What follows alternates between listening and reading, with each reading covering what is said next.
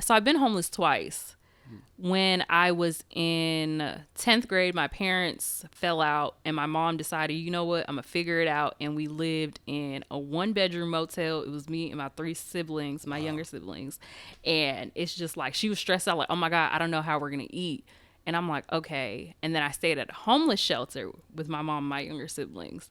And seeing like women in there just crying because it's like, people need food. Right. Money doesn't matter. They just want something to eat. Something to eat. So as I got older and I really got into the kitchen, it's just like, if I can help someone have a meal, I'm okay with that. I don't need to know you. Welcome back to the Abundant Behavior Podcast. I'm your host, Ali Banks, and today I have a very special guest with me. This is somebody who's definitely killed it when it comes to the culinary field, but definitely when it comes to leveling up in life, you know what I'm saying, distancing herself from a lot of drama and, you know what I'm saying, just get into a mental space where she can, you know what I'm saying, evolve into that chef that I know she is. You know, I don't want to take up too much of the floor. You know, I'm going to just let her introduce herself, who she is a little bit. My good friend, Maravilha. Hi. I'm Maravilha. I am blessed. I'm Maravilha, or some people know me as Boxy. My Instagram, my business page is Zola's Kitchen, and I'm excited to be here. That's dope. Yes. That's dope. You know, just to jump right into it, what do you feel like your purpose is in this world? It's really ironic because I am taking a class at church for finding purpose, and I would say my purpose in life is to give back to people.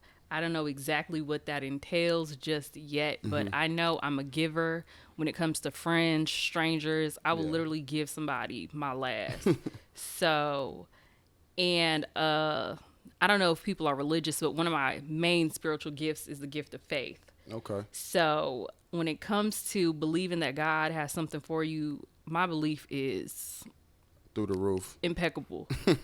Like, That's crazy. That's dope. Yeah. So just to give back to people, pour into them, and give them that belief in themselves. Yeah. That's dope, because that's what this podcast and this platform is based around, just giving back and helping people get to the next level.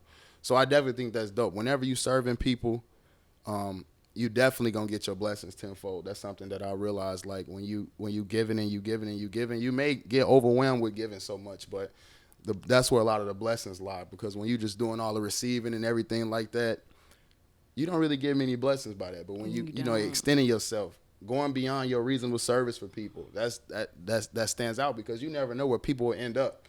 That's why I like treating people great too, because you never know where you might cross paths in a different life.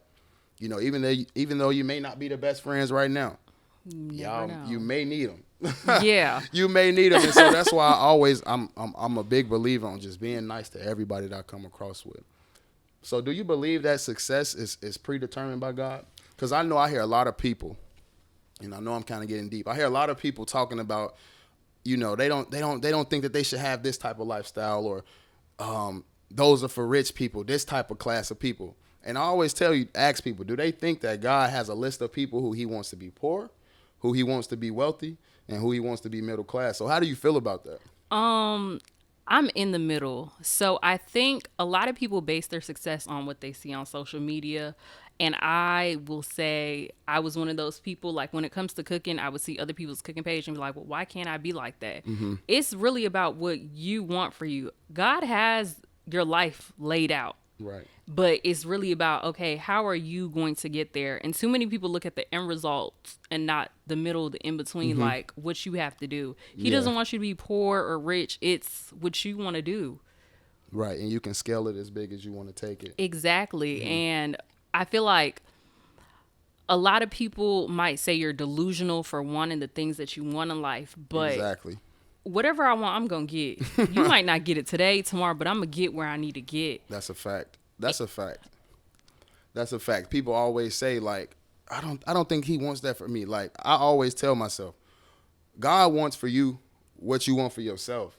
So I definitely feel like a lot more people should have more faith in themselves, more belief, because you can go out and get whatever it is that you're looking for. So it's not predetermined. It's about how bad you willing to take it. Because sometimes I get discouraged. Like, I will sit back and I tell myself, like, all right, What if it's just not meant for you to be rich? What if it's just not meant for your platform to blow up like that? What if it's just not, you know what I'm saying? And then I say, oh, let me sit back. Yeah. I serve an abundant God. And a lot of that is not abundance. So you just got to think like, okay, whatever you want for yourself, God wants 10 times more for you what you want for yourself. So you just got to remember that too. And I always tell people that. So what made you fall in love with cooking, first and foremost? And where did that passion come from? So I used to hate cooking. My mom used to be like, you're not going outside. You're a lady. You need to be in the kitchen. Really? So I used to watch Rachel Ray a lot. And she's a white woman, but still, she inspired me to cook. I used to watch, because my parents are African. Right. So I'll be like, girl, I don't want to make that. I don't want to sit here and stew beef and goat. Like, right. I want to do what she's doing. Awesome. Good stuff. My mom was like, if you really want to cook, we'll go to the grocery store, write down everything that you saw in that episode, and go in the kitchen and cook it. So that started it. And a lot of people may not know, but I had a point in my life. I've been homeless. So I just love food.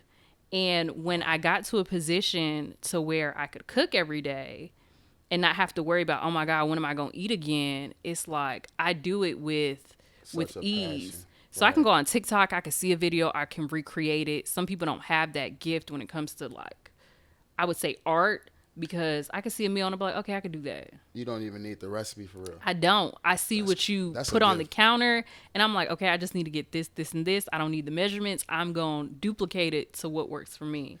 That's dope. I never knew that about you being homeless. So at what point was this? So I've been homeless twice. When I was in 10th grade, my parents fell out and my mom decided, you know what, I'm going to figure it out. And we lived in a 1-bedroom motel. It was me and my 3 siblings, my younger siblings. And it's just like, she was stressed out, like, oh my God, I don't know how we're going to eat. And I'm like, okay. And then I stayed at a homeless shelter with my mom and my younger siblings. And seeing like women in there just crying, because it's like, people need food. Right. Money doesn't matter. They just want something to eat. So as I got older and I really got into the kitchen, it's just like, if I can help someone have a meal, I'm okay with that. I don't need to know you. You don't have to pay me. And I tell people that whenever it comes to cooking, I don't do it for the money. Right. Money's cool, but I do it because I'm passionate about it. I want to see like your face light up like, oh my God, you took your time to do this. Yeah. And I always sit back because at what point did you say, okay, well, I'm going to take my talents to the Navy? You didn't think about just going to culinary school or? So at 16, me and my parents fell out. They kicked me out. Okay. So I had to figure, I've been an adult since I was 16. I would say before then. Okay. So at 16, I was like, what am I going to do? At 18, it was like, go to college or join the military. Okay. So I juggled the ball and I was like, you know what? I'm going to join the military. And my recruiter made the Navy sound so excellent. He was like, you like to cook, then go be a cook. Right. And so that's how that happened. Yeah. So when I joined the Navy, I had a whole different outlook on what cooking would be. And I got in there and I'm like, oh my God, this is not what this man told me. But did that part of your journey teach you a lot? It did. Kitchen-wise, sanitation-wise, so did you think it helped you a lot? It has helped. The Navy has opened doors for me. Yeah. So it has taken me to schools that people pay for. Like? I took an advanced culinary class, which is a 6-week course of what you would learn at the Culinary Institute of America in 6 weeks. Wow. So French terms, bacon, and people pay tens, thousands of dollars for that. And it's stuff that we just take that we granted. Just like, okay, whatever. When I first got into the class, I was like, I don't want to be here. And then when they broke it down and like explained it to me, because there are people in the class that have never cooked, cracked an egg, or anything. So it's like a beginner's class? For them, it's beginners. For me, it's something I do at home. Right. But for the Army, it's advanced culinary. And I'm just sitting there like, wow. Yeah. So you learned a lot. That's really dope. I did. Was there any point where you had to like get out of your own way to accomplish a goal? Because I know a lot of times when we asking God for things and we not receiving them when we want to, we like, okay, well, I'm going to just do it my own way. And it don't work. It don't work. And then you like, all right, let me just go back to the God part and see if it worked. And then if you it didn't finally work? Has that ever been a time where that's happened? Yes. So with cooking, I always did it just to do it. I ran from it. People were like, "Oh my gosh, you need to turn this to a business." I was like, "No, I don't want to do that." I tried to start a clothing brand, and God really sat me down one day. He's like, "You're starting a clothing brand, and you don't even work out." So I really had to sit and ask for discernment and be like, "God, what do you want me to do?" And a lot of people, when they say you have a gift from God, they feel like you got to fight and you have to slave to have this talent. It's like something you do so effortlessly can be your God-given gift. Yeah. So I sat down one day and I was like, okay, I like to cook. And I was like, okay, you like to cook, so why don't you branch off from that and turn it into a business? So I really had to get out my head and stop being so stubborn about it. What was the point about the business? Was it you thought you would lose the passion for it? Is that what it was? So a lot of people, when they think about cooking, their end all be all goal is, oh, I want to open a franchise, have a restaurant. And those crash and burn so quick because they base it off the money and mass producing, and you lose what you have. So I told myself, if I do this, I don't want to do this for the masses. I maybe later on in life, but right now So it's strictly private. it's private and it's intimate. I want to give you an experience, you know. Maybe later on, okay, I might open a franchise, but that's not... keeping it exclusive is something that I learned from my brother who has a clothing line. Like for a long time, my brother's page was private, and I always asked him, "Why is your page private?" And he would tell me it's because it's exclusive. I don't want everybody to be able to get to it right now. You know, it's going to be a point where the brand is so big, you know, and you have all these original people that have all these original pieces, and it just makes the brand more authentic. And then he was just saying, like, that's how Ralph Lauren does it. That's how Gucci does it. You know, these brands, Telfar, they drop, sells out in seconds. Literally, you have to be on the website at 11:58. And so just making it exclusive and doing it like that is going to make your brand so much more where people can't just get to it. Yeah. That's going to make people want it even more. And so that's dope. That's dope. And I learned that from my brother. And that's something that I try to do as well. That FOMO, fear of missing out. If everybody has it, they're like, oh, that's just Boxy's business. You know what I'm saying? And the fact that you keep it private, you let people know, like, okay, I'm really trying to scale up with this thing. And that's something that I had to do for myself. Especially when it came to this, I had to get more, you know, official with everything and not just doing stuff, rushing my content, pushing stuff out, not being consistent with myself. And then people start to see my consistency. They start to notice me. It's not just, oh, that's Ollie. It became more, oh, now he's doing this, and this. Like, and they're serious. And he's been doing this. You know what I'm saying? And so, yeah. I feel like you got to take yourself serious first. Yeah. Show yourself you exclusive, and then the world will, you know, it's saying accept that part of you. So where do you see your business going in the next 5 years? Where do you want to take it? Because you're saying you wanted to keep it exclusive. So where do you see it? In 5 years. So I was literally just having this conversation with myself in the car.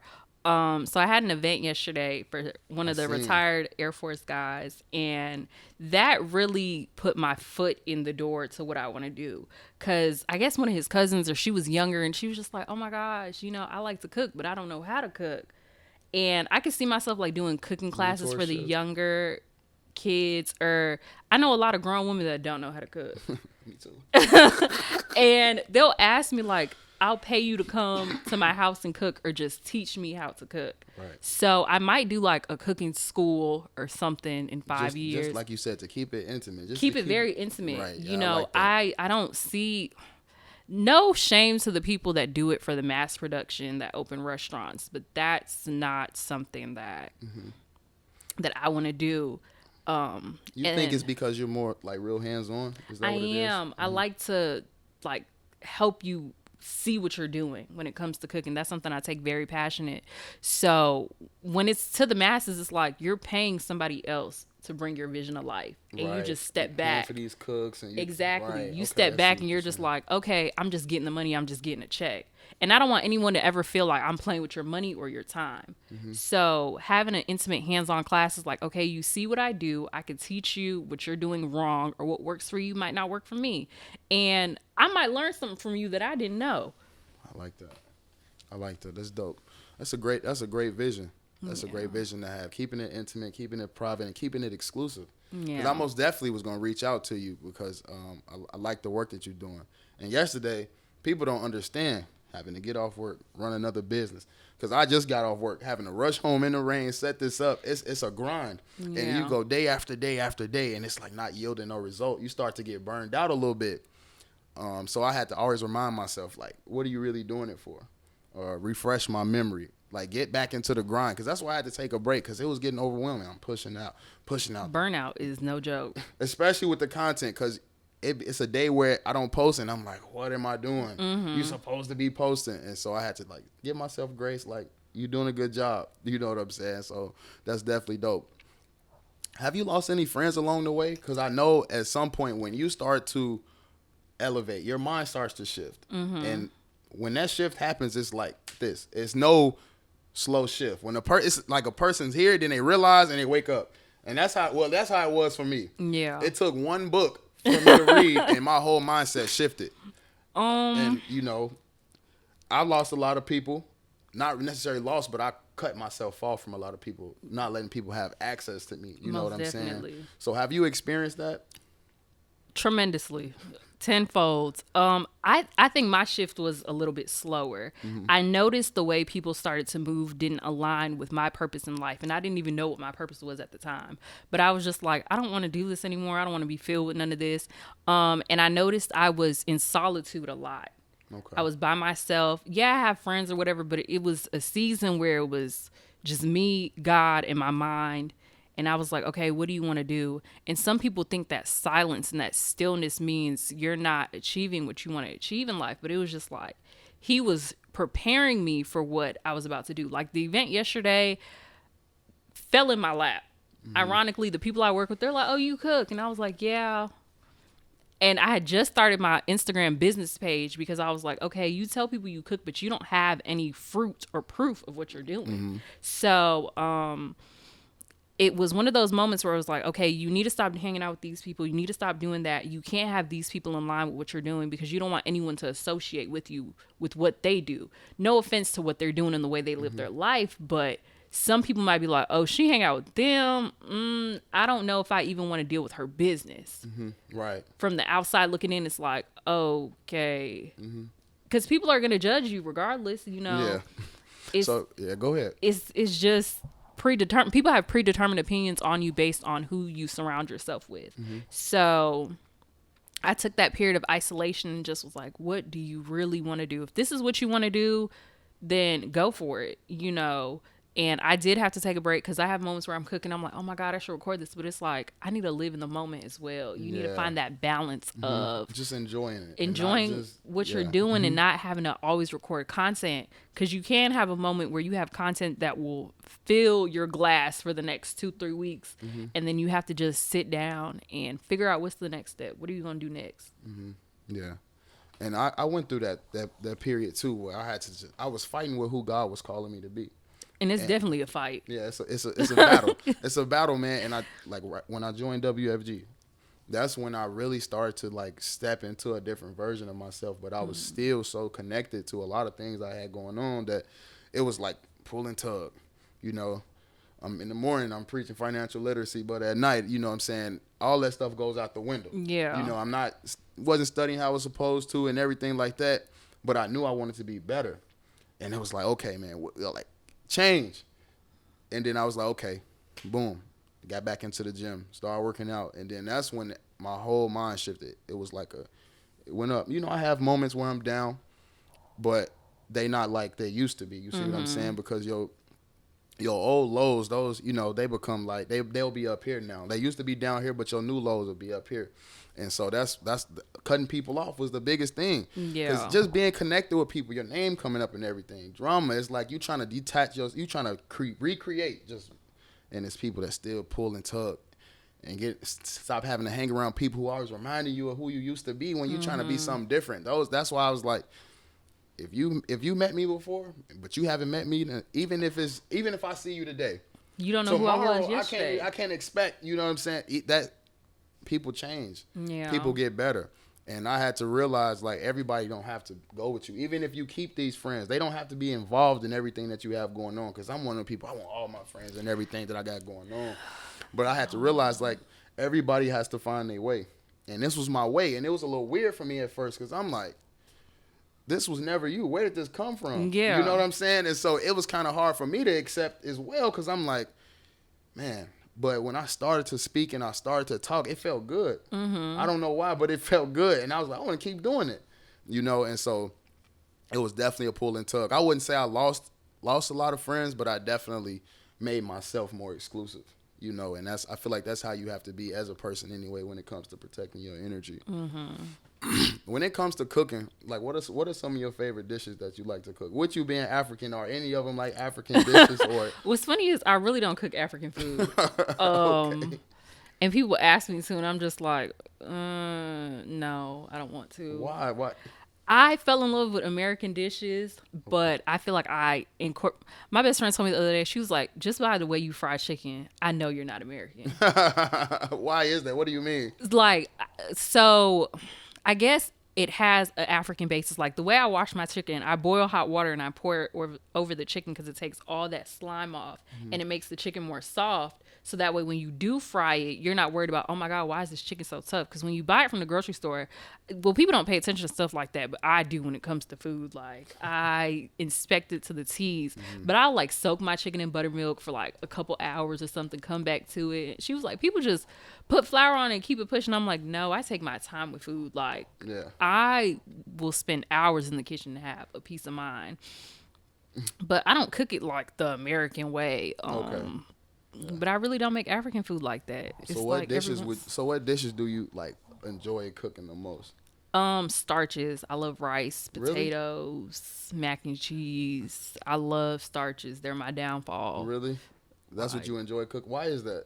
I guess Africans eat a lot of starches. Rice. I grew up eating rice so much. Oh my gosh. But I love rice. I love potatoes in every form, baked, fried, smashed. I don't care. Oh, man.